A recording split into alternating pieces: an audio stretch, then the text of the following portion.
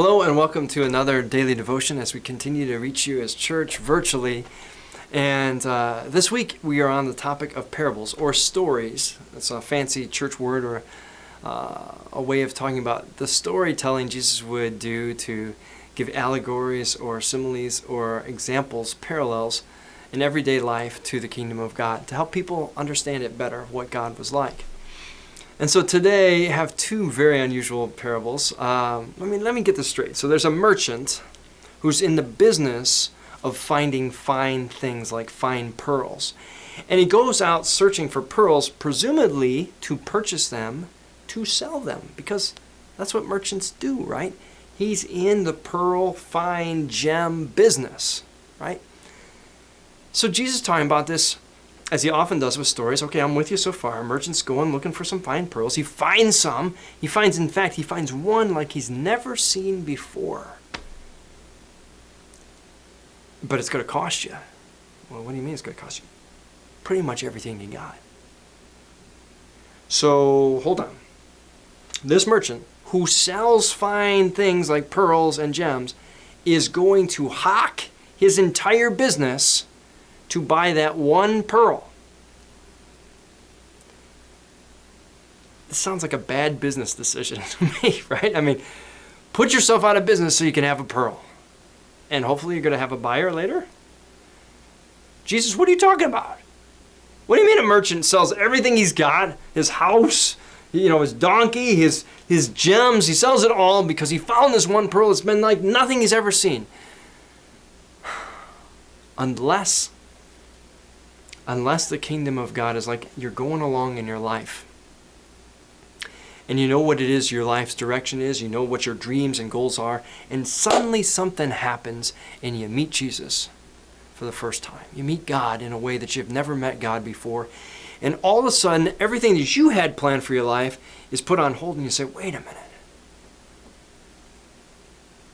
This God and the life God offers me, the grace God offers me, changes everything. Changes the rules. It's like what John Oberle writes in the book, when the game is over, it all goes back in the box.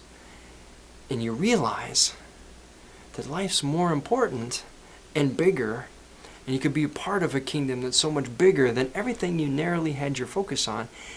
And in fact, the more you get to know this Jesus, the demands on everything he has, everything you plan to do, might be radically transformed. And you might see the world, your life, and what you're supposed to do, your purpose, why you're here, might all be altogether different because of who this God is in your life when you found it. And Jesus says that's what the kingdom of God's like. Yeah, he's not in the pearl merchant business anymore because he's found something more precious, more valuable than anything he's ever sold or tried to sell himself. He puts it another way. The kingdom of God is like a treasure hidden, buried in a field, and somebody, some lucky fool walking around, and this isn't the lottery now. People used to bury it. I mean, obviously, tax collectors coming around, Roman soldiers, you're getting invaded all the time. You don't leave your money bags and your family precious items just sitting around the kitchen table, especially in the Middle East and the Far East at this time. I mean, bandits, looters. Life is dangerous, so you hide it, you bury it. So some poor fool, some lucky sap, finds somebody else's treasure. And when they do, they realize it's buried in this field. So they go ask, how much is the field? And somebody tells them, they say, I'll sell everything I've got to get that field because what I found there is worth more than everything I've got. When I've stumbled upon the kingdom of God, and stumble upon is how Jesus tells it, finds it in an unexpected way, in an unexpected place, because we can't plan and ask, well, God, can you, I haven't really followed you for most of my life, but if you could just come maybe September 10th at 10 a.m., I might have a window to schedule you. No, it doesn't work like that. God shows up when God shows up, in people, in circumstances that you don't plan, you don't have any control over. God just is. So this guy stumbles across the kingdom of God, and it changes his life.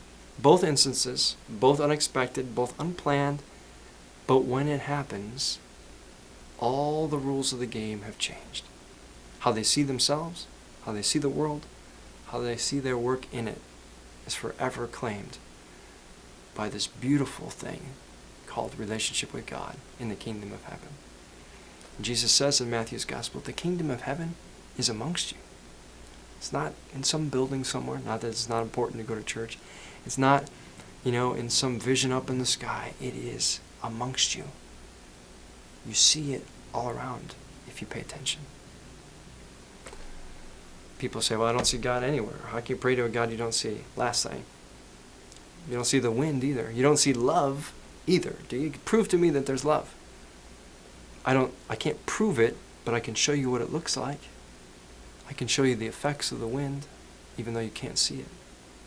Just like I can show you the kingdom of God unfolding around in people and places and events in the world all the time, if we only have eyes to see and ears to hear.